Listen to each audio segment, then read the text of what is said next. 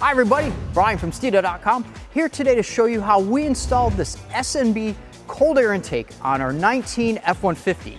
Now this intake increases airflow, it's 50 state legal, and it's designed for the 2.7 and 3.5 liter turbo engines for the 2018 through 2019 F-150.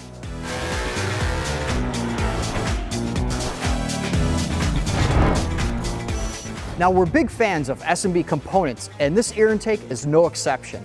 It's a closed airbox design, so this means that the air taken into the engine is insulated from the engine heat. So this means colder air intake temperatures, this means more timing, more performance, and better fuel mileage.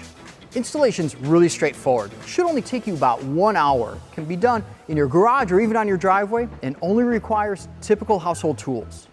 As mentioned before, this is a cold air unit, so it's a closed top. Now S&B has integrated a clear opening so you can see the filter and know exactly when it needs to be cleaned. Steve's going to walk you through the installation of this cold air kit step by step. Tools that we use to complete the installation include a straight head screwdriver, a Phillips head screwdriver, a pair of slip joint pliers, a pair of standard pliers, a 13mm socket, an 11mm socket, a 10mm socket for the battery, a 7mm socket, an extension, a drive ratchet, a 13mm ratchet, and a 10mm ratchet.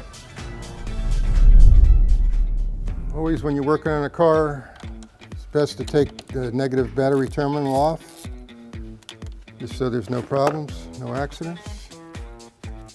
It slips right off. All right, I'm using a 7mm socket to take the worm clamps off. You can also use a screwdriver if you don't have a 7mm. All right.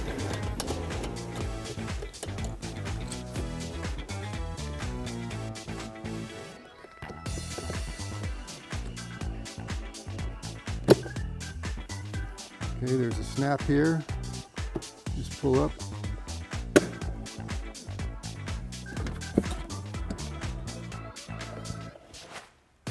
Pops out. Here's the air filter, stock air filter. Taking that out. Now there's a 13mm headed bolt.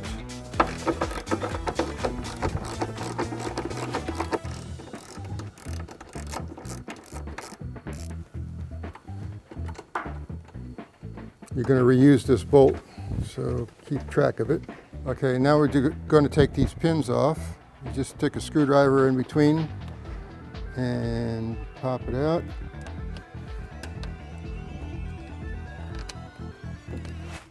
It's just a two-piece pin. This pushes in and opens that a little wider to make it lock in place. Now there's the two little pins that you have to remove from the back of the airbox. Just put that away outside. Pull straight up.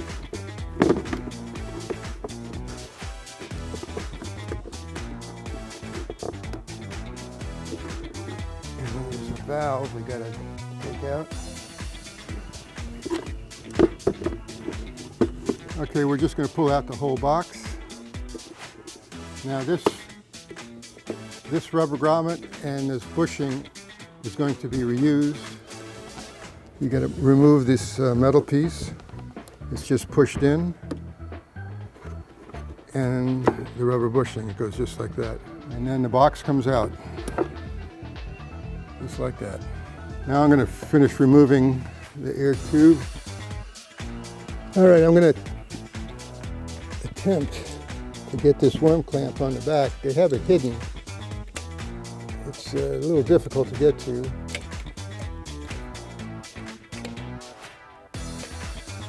I got it.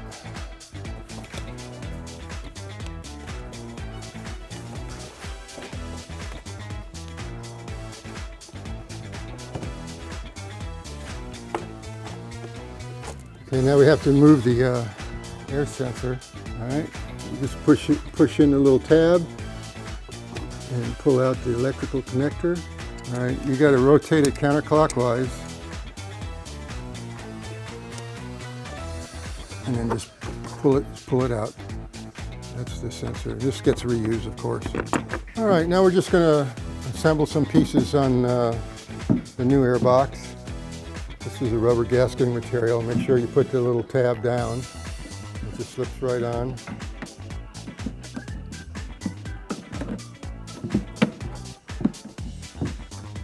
And take the larger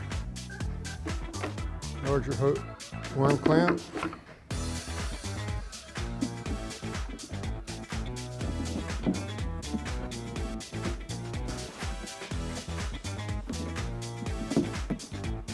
Now the worm clamps that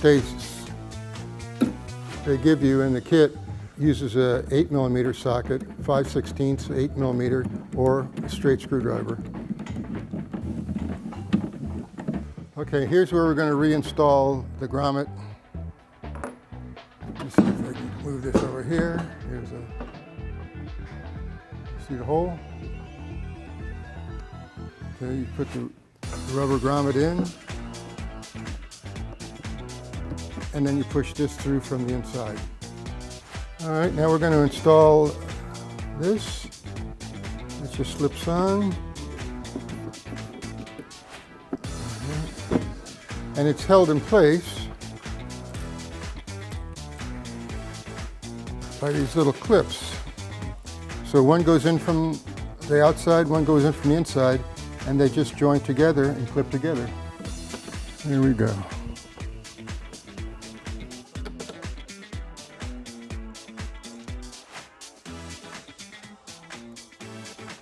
Here's a bracket we have to install for the one valve. It's a 7/16 headed bolt and nut. You can also use an 11mm.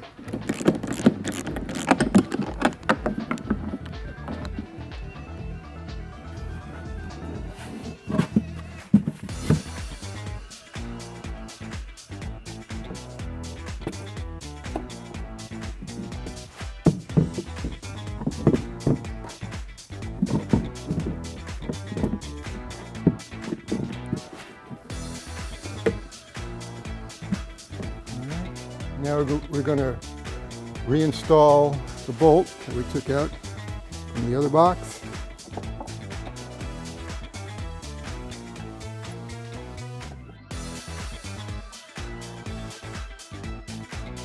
We're going to install the supply pins.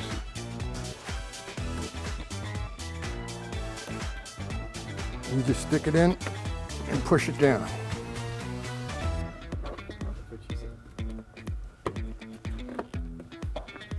Just temporarily slip the coupler on.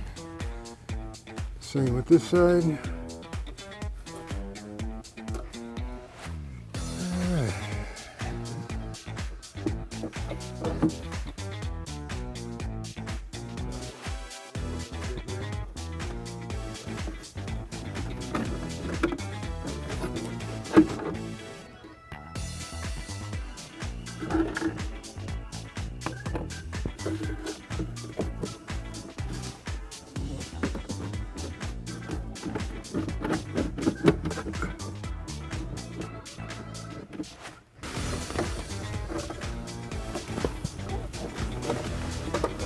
They supply a jumper for the air meter because it's located in a different position. So I'm just going to plug that in and then plug it into the air sensor. It's a little awkward to get to, but not too bad.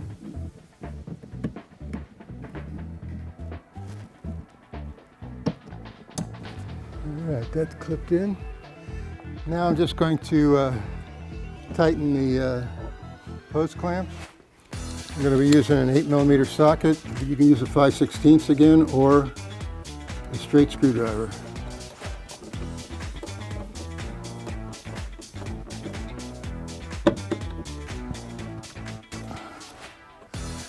We're going to go in here.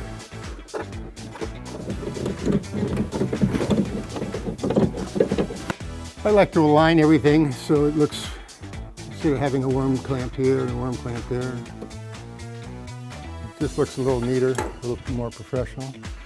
Okay, now we're going to go ahead and put the air filter that we dropped in here on.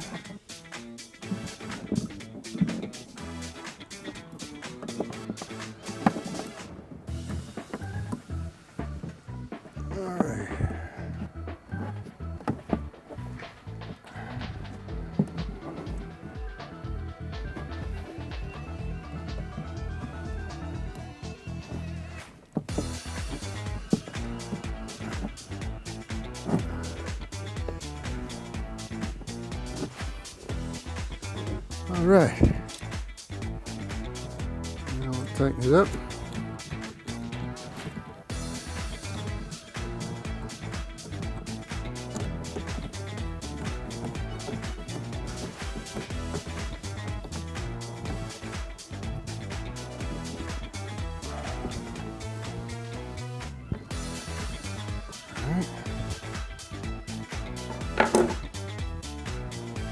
The plastic cover.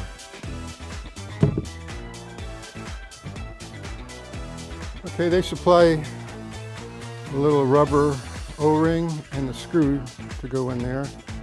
The hole's a little bit small, so just try and get it on the best you can. And push it on, or you can just grab a hold of the rubber O-ring and screw it on. Whichever you want to do.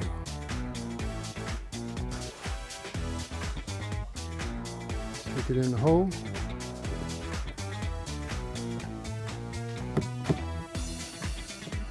Just snug, not too tight.